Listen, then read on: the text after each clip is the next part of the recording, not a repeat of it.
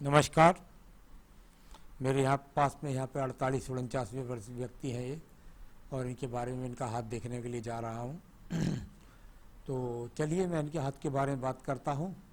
सबसे पहले इनकी कनिष्ठा उंगली के बारे में बात कर लेते हैं। कनिष्ठा उंगली ज्ञान के लिए जानी जाती है। ज्ञान का स्तर इनका बहुत सुंदर। इनकी उंगली जाकर के पहुँच गई है सीधा सीधा सूर्य की उंगली के प्रथम पर्व तक।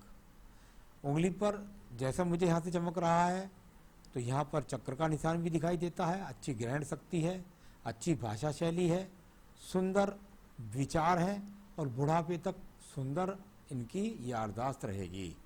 कुल मिलाकर के थर्ड पर कुछ कहता है हल्का सा कि वर्तमान में किसी भी प्रकार का इन्वेस्टमेंट से बचे, बस इतनी बात है, कोई नुकसान ना हो जाए। चलिए बात करता हूँ उसके बाद में आपकी उंगलियों के जुड़ाव के हिसाब से। सूर्य की उंगली और सूर्य की उंगली बिल्कुल शनि की उंगली के साथ एकदम लगकर चले।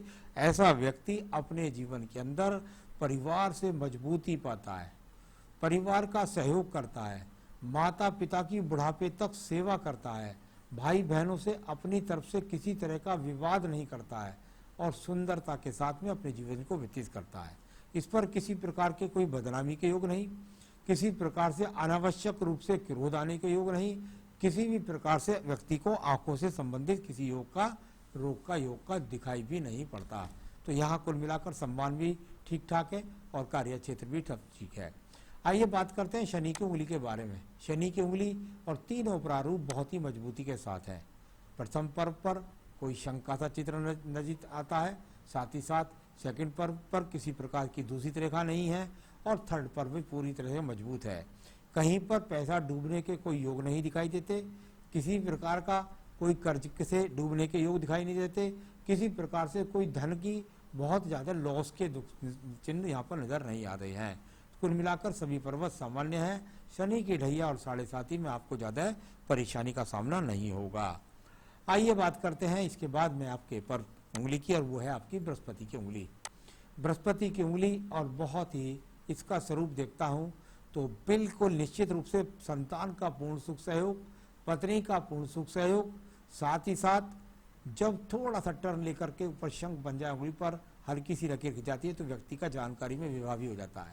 तो कुल मिलाकर ये अपने आप में अच्छे संकेत बृहस्पति की उंगली से दिखाई पड़ते हैं। थोड़ा खान पान पर नियंत्रण रखिएगा। आइए बात करते हैं इसके बाद आपके बुध पर्व के बारे में। बुध का पर्व और बिल्कुल एकदम समानता से दूर होकर के चलने वाली रेखाएं एक दूसरे के ऊपर ना चढ़े तो ऐसे व्यक्ति के पास में निरंतर रूप से धन के आगमन बने रहते हैं। यहाँ पर ये अच्छे संकेत ही हैं, किसी प्रकार से खराब संकेत नहीं है जो आपके व्यापार को जैसे ज़्यादा दूषित कर सके। थोड़ा बहुत कह सकता हूँ कि हाँ, हल्का सा संघर्ष वर्तमान में चल रहा है। मैं बात करता हूँ इसके बाद में सूर्य के पर्व के बारे में। यश प्राप्त करने के लिए, मान सम्मान प्राप्त करने के लिए, राज्य सरकार की नौकरी के लिए, राज्य सरकार की नौकरी दिखलाई नहीं पड़ती। किसी प्रकार से सम्मान साधारण से क्षेत्र के अंदर आपके पास में है, जिस कार्य क्षेत्र भर में काम करते हैं उतना है। किसी प्रकार की बहुत ज़्यादा भागदौड़ नज़र नहीं आ रही या दूर देशों से जुड़ने के योग नज़र नहीं आ रहे। मैं बात करता हूँ इसके बाद में आपके शनि पर्व के बारे में। शनि पर्व पर जाकर ब्रैकेट्स बनते हुए रेखाएं हैं। पर्वत थोड़ा सा दबा हुआ है लेकिन चतुर्भुज इसमें काफ़ी मुझे लगता है अंदर की तरफ है। यहाँ पर अंदर की तरफ चतुर्भुज हो तो व्यक्ति के पास कुछ संपत्ति उसके नाम की भी होती है और साथ ही साथ व्यक्ति के पास जो जीवन भर संसाधन रहते हैं, भाग्य मतलब कुल मिलाकर इसको मैं खराब भाग्य पर्व नहीं कह सकता। हाँ, थोड़ा सा अभी इस समय आप सोच रहे होंगे कि मेरे पास कुछ संसाधनों की हल्का सा कमी चल रही है, तो वर्तमान में कुछ हल्का सा परेशानी, लेकिन उसके बाद भी ये संसाधन के सही रेखें आपके पास है। अब बात करते हैं हम आपके बृहस्पति के पर्व के बारे में। बृहस्पति का पर्व सम पर्व के रूप में रेखाएं हैं, खड़ी रेखाएं। बृहस्पति पर्व की तरफ देखें, व्यक्ति जीवन के अंदर धार्मिक कार्यों से जुड़ता है। इस प्रकार की एक रेखा का चिन्ह यहाँ बन रहा हुआ और इसको काट करके चतुर्भुज जैसी स्थिति बनने वाली, यानी आगे आने वाले समय में किसी प्रकार का जमीन से संबंधित आप जो है खर्चा और कर सकते हैं। बात करते हैं इसके बाद में आपकी यहाँ पर सीधा सीधा आपकी हृदय रेखा के बारे में। हृदय रेखा और कुछ थोड़ा सा इसमें से रेखाएं आगे जाकर के जो आपका आयु का पक्ष इस समय चल रहा है उससे कुछ डाउन रेखाएं नीचे की तरफ जा रही है। जब इस प्रकार की डाउन रेखाएं हो तो ये है कि इस समय कुछ लोग ऐसे आ सकते हैं जो आपसे आशा, आपसे उम्मीद करेंगे भाई हमको कुछ धन के आगमन दे दो कुछ ज़रूरत के हिसाब से, तो आप उन ज़रूरतमंद लोगों की आवश्यकताओं को पूरा कर देंगे, परंतु साथ ही साथ पेट के खर्च, पेट के रोग का भी आपको ध्यान रखना चाहिए। हृदय से संबंधित किसी रोग की यहाँ पर कोई संभावना नहीं है। मैं बात करता हूँ इसके बाद आपकी मंगल पर्व प्रथम के बारे में। प्रथम मंगल पर्व और कर्म रूपी रेखाएं यानी इस पर बहुत ज़्यादा बनी हुई हैं। जब इस प्रकार की कर्म रूपी रेखाएं व्यक्ति के पास हों तो व्यक्ति निकम्मा नहीं होता, पर्वत उठा हुआ होता है, व्यक्ति के पास स्वयं का मकान भी होता है, अंदर एक्स लग जाए, नक्षत्र लग जाए तो व्यक्ति का स्वयं का मकान और जमीन भी होती है और कुल मिलाकर के साहस भी होता है। तो ये अच्छे मंगल पर्व के यहाँ पर चिन्ह दिखाई पड़ते हैं। आइए बात करता हूँ उसके बाद में आपकी बुद्धि रेखा के बारे में। बुद्धि रेखा बहुत ही बैलेंस के साथ में चलती हुई हृदय रेखा के साथ चले तो ऐसा व्यक्ति मन और बुद्धि से बिल्कुल स्वस्थ होता है और दूसरे के प्रति अपना अच्छा आचरण रखता है।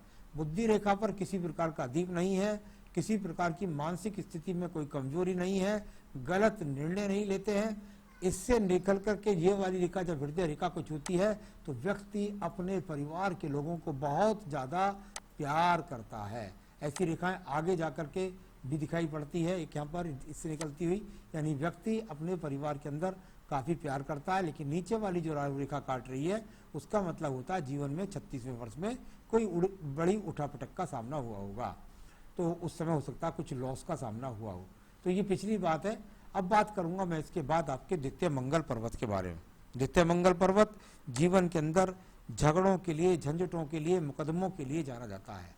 कुल मिलाकर के थोड़ा सा मंगल पर स्क्रैच रेखा प्रथम पर थी, हो सकता है किसी विवाद का सामना किसी का जमीन का कभी आपके जीवन में हुआ हो, लेकिन वर्तमान में कोई कोर्ट का, कचहरी का, मुकदमे का, झगड़े का, झंझट का कोई भी योग यहाँ पर नहीं है। अब बात करते हैं हम आपके यहाँ पर, और वो पर्वत है आपका चंद्र पर्वत। चंद्र पर्वत मानसिक स्थिति मजबूत, डिप्रेशन कहीं से कहीं तक नहीं, कोई गाने बजाने का कोई शौक नहीं, व्यक्ति को किसी कोई ज़्यादा इच्छा नहीं कि मुझे कोई विदेश जाना है, और साथ ही साथ कुल मिलाकर कोई अभी कोई ज़्यादा यात्राओं का योग भी नहीं दिखाई देता, और व्यक्ति मन से बहुत शांत किस्म का है, धार्मिक प्रवृत्ति का है, क्योंकि केतु पर्वत पर भी अच्छी रेखाओं का संकेत दिखाई देता है। आइए बात करते हैं इसके बाद में आपकी भाग्य रेखा की, फिर मैं बुध रेखा के बारे में बोलूँगा। भाग्य रेखा ये अपने आप में निर्मित स्वयं से, लेकिन सेकंड पर्व से निकलती है भाग्य रेखा, यानी व्यक्ति का कहीं ना कहीं परिवार से संबंधित जुड़ा व्यवसाय हो सकता है, एक बात। दूसरी बात, व्यक्ति अपने जीवन के अंतर्गत कुल मिलाकर अच्छी सोच का और परिवार से बहुत ज़्यादा मजबूती के साथ चलता है।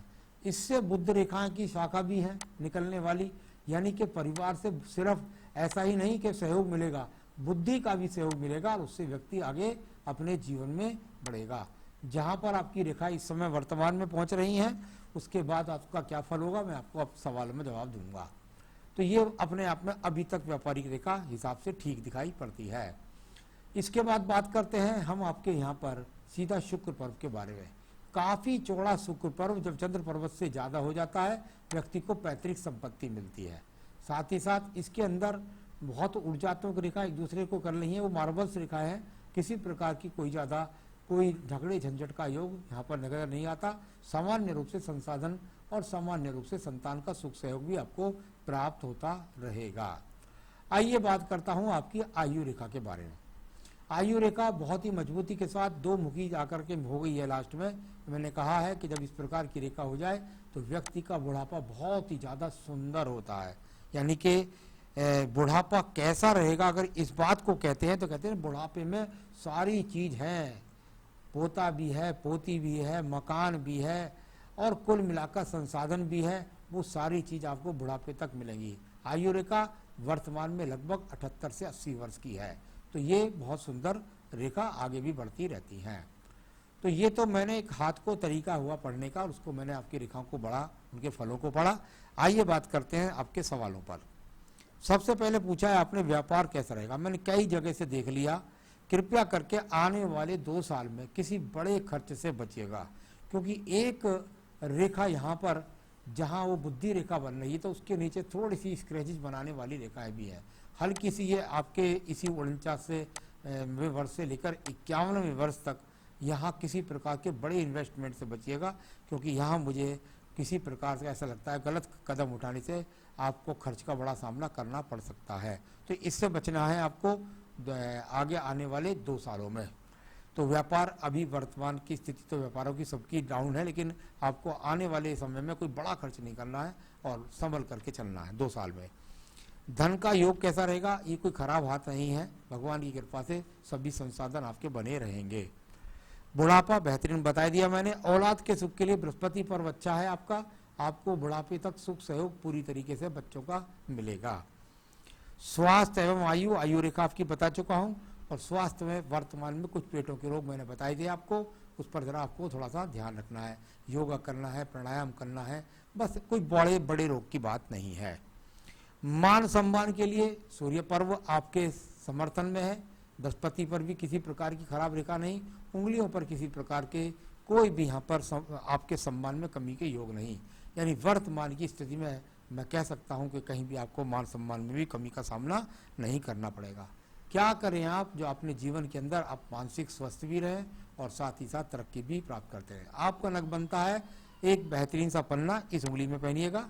आपको मिल जाए तो ठीक है, नहीं मिले तो मुझसे मंगा सकते हैं, मैं आपको अपने यहाँ से सर्टिफाइड रत्न पहुँचा सकता हूँ। साथ ही साथ बस एक ही पूजा बताऊँगा आपको, वो है देवी की पूजा। यानी आप अपने रोजाना स्वास्थ्य आपका अच्छा रहे और 2 साल में आपके साथ कोई गलत व्यापार में निर्णय ना हो और सही डिसीजन होकर के उस मुसीबत से बाहर आए, तो उसके लिए आपको करना है रोजाना देवी कवच, दुर्गा सप्तशती का देवी कवच नित्य अपनी प्रार्थना में कीजिएगा। नमस्कार।